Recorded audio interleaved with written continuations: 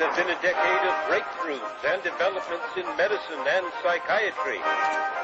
Scientists have developed a new technology to cure mentally ill adults.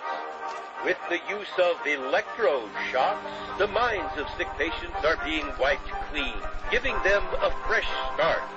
On this blank slate, physicians then imprint a new, healthy personality. Remaking people, shocking them into obedience.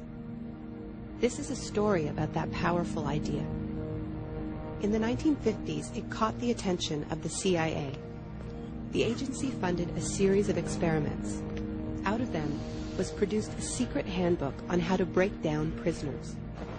The key was using shock to reduce adults to a childlike state.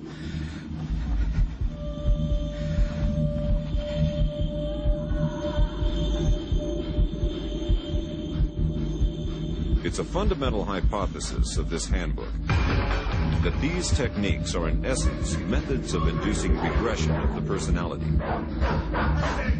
There is an interval, which may be extremely brief, of suspended animation, a kind of psychological shock or paralysis.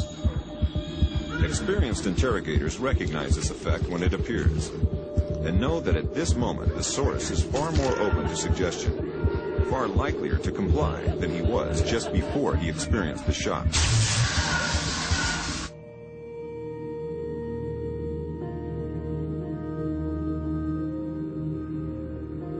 But these techniques don't only work on individuals. They can work on whole societies. A collective trauma, a war, a coup, a natural disaster, a terrorist attack puts us all into a state of shock. And in the aftermath, like the prisoner in the interrogation chamber, we too become childlike, more inclined to follow leaders who claim to protect us. One person who understood this phenomenon early on was the most famous economist of our era, Milton Friedman. Friedman believed in a radical vision of society in which profit and the market drive every aspect of life, from schools to healthcare, even the army. He called for abolishing all trade protections, deregulating all prices, and eviscerating government services. These ideas have always been tremendously unpopular, and understandably so. They cause waves of unemployment, send prices soaring, and make life more precarious for millions. Unable to advance their agenda democratically, Friedman and his disciples were drawn to the power of shock. The subject should be rudely awakened and immediately blindfolded and handcuffed. When arrested at this time, most subjects experience intense feelings of shock, insecurity, and psychological stress.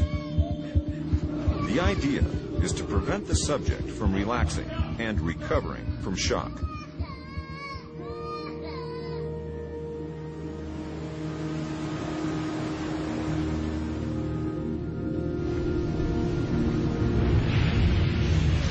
Friedman understood that just as prisoners are softened up for interrogation by the shock of their capture, massive disasters could serve to soften us up for his radical free market crusade. He advised politicians that immediately after a crisis, they should push through all the painful policies at once before people could regain their footing. He called this method economic shock treatment. I call it the shock doctrine. Take a second look at the iconic events of our era, and behind many, you will find its logic at work. This is the secret history of the free market. It wasn't born in freedom and democracy. It was born in shock.